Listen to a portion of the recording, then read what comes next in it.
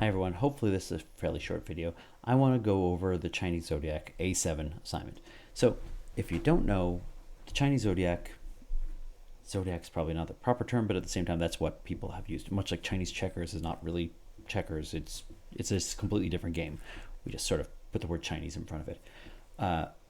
The Chinese Zodiac is a long-standing history as a astrological way of telling one's fortune and telling things about people's personalities.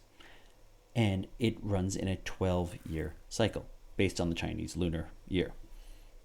We're going to pretend it's based off of the solar year, the Gregorian calendar year, which is completely wrong, but still we're going to go with that. And we're going to say that the Chinese New Year starts February 12th. Why? Because it started February 12th this year. Happy delayed Chinese New Year, by the way. The Chinese New Year goes by animals. Every year is a particular animal, and depending on the year, they say there's attributes associated with people born in that year about their personality. It turns out I'm born in a very good year, which is the year of the dragon. I do not fit any of the characteristics of a dragon, but still, I was born in a really cool Chinese New Year, or a Chinese year, Zodiac year, I should say. So we would go from the rat to the ox. The next year would be the tiger. The next year would be the rabbit, dragon, snake, horse, all the way to pig. And as soon as you're finished pig, it's the year of the rat again, the following year. We have what's called an enumerated data type. You don't even know, I'm not going to be asking you to write an enumerated data type on the exam, but effectively it's saying if you type the word rat, it's exactly the same as writing the number 0.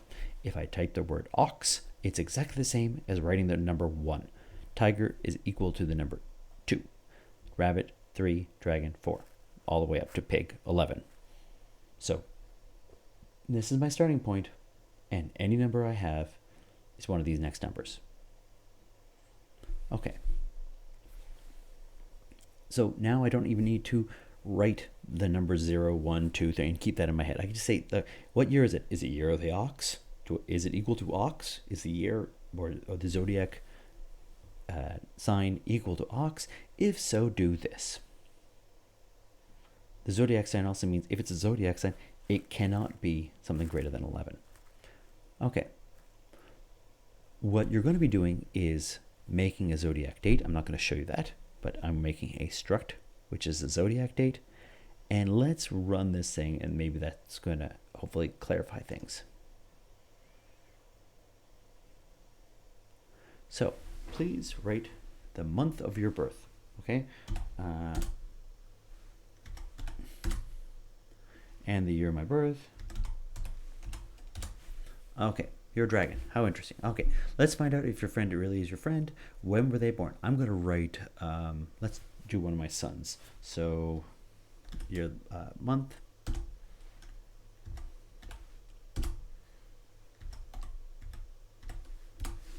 He's a dragon, and the heavens say you're a good friend. So my son is also born in the year of the dragon in 2012. If I run it again, because fun.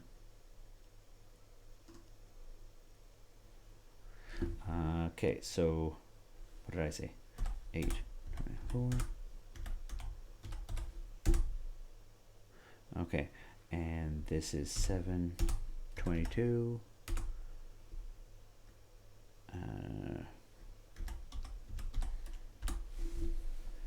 Okay, and he's a tiger.